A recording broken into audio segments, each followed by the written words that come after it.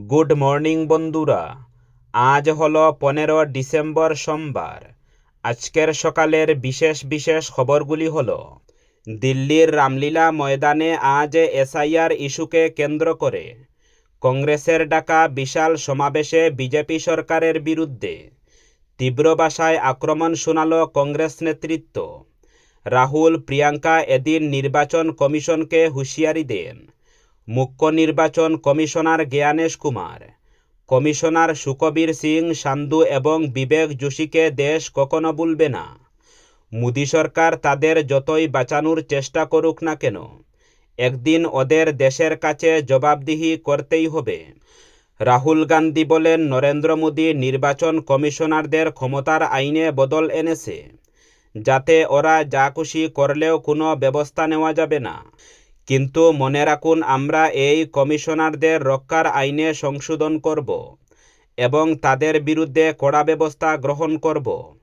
নির্বাচন কমিশনার বিজেপির নয়, এটা বোঝা উচিত ওদের। রাহুল দাবি করেছেন, কংগ্রেসের ডিএনএতেই সত্য রয়েছে, আর বিজেপি আরএসএসের রাজনীতি অসত্য ও বুটচুরির উপর দাঁড়িয়ে। বুটচুরি মানে সংবিধান ও আম্বেদকরের আদর্শের উপর আঘাত। তার মতে, সত্য বনাম অসত্যের এই লড়াইয়ে শেষ পর্যন্ত জিতবে কংগ্রেসের আদর্শ। সত্যকে হাতিয়ার করেই নরেন্দ্র মোদী অমিত শাহদের ক্ষমতাচ্যুত করবে কংগ্রেস।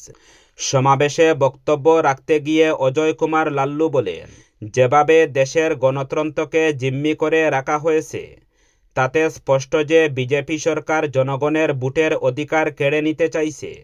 এটা শুধু রাজনৈতিক লড়াই নয়, এটা দেশের সংবিধান ও গণতন্ত্র রক্ষার সংগ্রাম।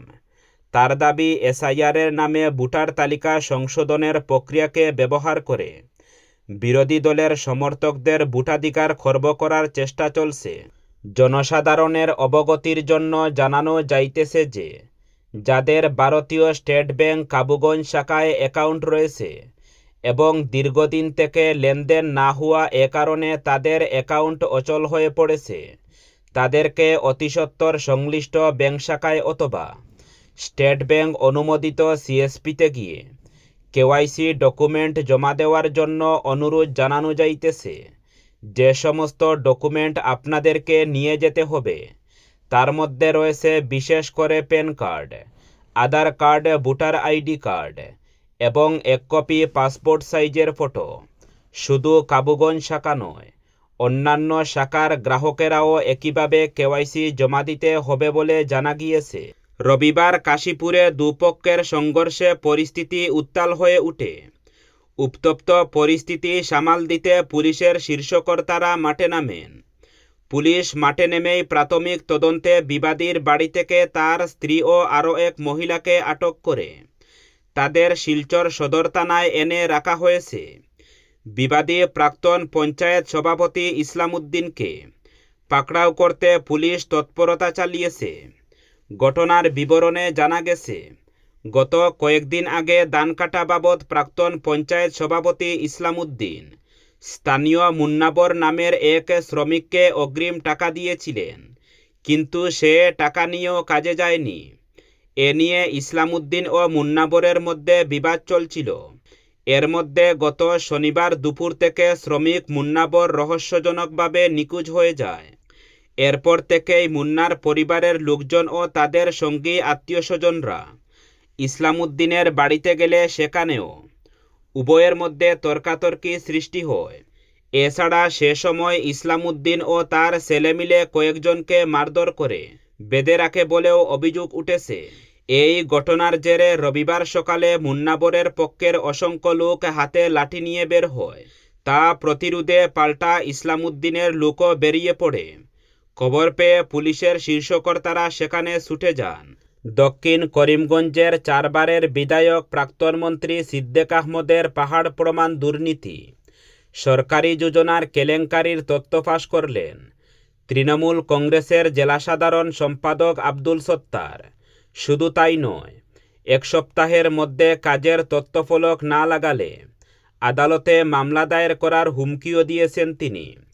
রবিবার সন্ধ্যায় এরালিগুল বাজারে এক সাংবাদিক বৈঠকে পাতারকান্দি আঞ্চলিক পঞ্চায়েতের প্রাক্তন সভাপতি তথা জেলা তৃণমূল কংগ্রেসের সাধারণ সম্পাদক আব্দুল সত্তার দলীয় কর্মকর্তাদের সঙ্গে নিয়ে অভিযোগ করে বলেন, 16 অক্টোবর এক সভায় দক্ষিণ করিমগঞ্জের বিধায়ক তথা প্রাক্তন মন্ত্রী সিদ্দিক আহমদকে 10টি প্রশ্ন করে তার কাছে জবাব চেয়েছিলেন, কিন্তু 2 মাস পরও প্রশ্নের সঠিক উত্তর দিতে ব্যর্থ হয়েছেন বিধায়ক। অবশেষে আরটিআইয়ের মাধ্যমে বিধায়কের কাজের তথ্য চেয়েছিলেন প্রশাসনের কাছে।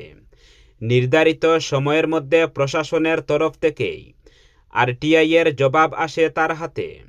তৃণমূল কংগ্রেস নেতা আব্দুল সত্তারের অভিযোগ, প্রশাসনের কাছ থেকে পাওয়া আরটিআইয়ের তথ্য মতে দেখা যায় গত 5 বছরে বিধায়ক তহবিলের কাজে পাহাড় প্রমাণ দুর্নীতি সংগঠিত হয়েছে। এনএফএলের জন্য এক নতুন মাইলফলক। মাত্র কয়েক মাস হয়েছে দেশের রেল মানচিত্রে সংযুক্ত হয়েছে মিজোরাম। পাহাড়ি রাজ্যের রাজধানী আইজল সংলগ্ন সাইরাং স্টেশনের হাত ধরে। এই পরিস্থিতিতে শনিবার মিজোরামের সাইরাং স্টেশনে প্রথমবার নির্বিঘ্ন পৌঁছাল 119টি মারুতি গাড়ির প্রথম অটোমোবাইল কার্গো রোজাক। এই রোজাক গুয়াহাটি সংলগ্ন চাংসারি থেকে সাইরাং পৌঁছায়। উল্লেখ্য, বৈরবী সাইরাং রেললাইন মিজোরামের জন্য এক আশীর্বাদ হয়ে দাঁড়িয়েছে বলে মনে করেছেন রেল বিশেষজ্ঞরা। গুয়াহাটিতে শ্রমিক, কৃষক ও কৃষি শ্রমিকদের এক বিশাল সমাবেশ অনুষ্ঠিত হয়। রবিবার সিটু সারা ভারত কৃষক সভা ও কৃষি মজদুর ইউনিয়নের আহ্বানে ব্রহ্মপুত্রের তীরে রাজ্যের বিভিন্ন প্রান্তের 20,000-এর অধিক শ্রমিক, কৃষক ও কৃষি শ্রমিক সমবেত হন। কেন্দ্রীয় ও রাজ্য সরকারের শ্রমিক এবং কৃষি বিরোধী নীতির বিরুদ্ধে, বিশেষত সাম্প্রতিক শ্রম আইন সংশোধন করে শ্রম কোডের কার্যকর করার বিরুদ্ধে এবং কৃষকের ফসলের উচিত মূল্যের আইন প্রণয়নের দাবি, জুবিন গর্গের মৃত্যুর রহস্য উন্মোচন সহ বিভিন্ন দাবিতে এই সমাবেশ অনুষ্ঠিত হয়। সমাবেশে কাছাড়, হাইলাকান্দি ও করিমগঞ্জ থেকে 5 শতাধিক মানুষ যোগদান করেন। সমাবেশে বক্তব্য রাখেন সিটু নেতা তপন শর্মা, কৃষক সভার টিকেন দাস, বাম বিধায়ক মনোরঞ্জন তালুকদার, বামপন্থী নেতা সুপ্রকাশ তালুকদার, চা শ্রমিক নেতা দীনেশ নায়েক প্রমুখ। ফের বাংলাদেশি অনুপ্রবেশকারীদের পুশব্যাক। শনিবার আরও 8 বাংলাদেশি অনুপ্রবেশকারীকে সীমান্ত দিয়ে পুশব্যাক করেছে অসম পুলিশ। এর মধ্যে 3 জন পুরুষ, 4 জন মহিলা, একটি কুলের শিশু রয়েছে। অবৈধ বাংলাদেশি নাগরিকদের শনাক্ত করে তাদের স্বদেশে ফেরত পাঠানোর অভিযানে পুলিশকে ধন্যবাদ জানিয়েছেন রাজ্যের মুখ্যমন্ত্রী ডক্টর হিমন্ত বিশ্ব শর্মা।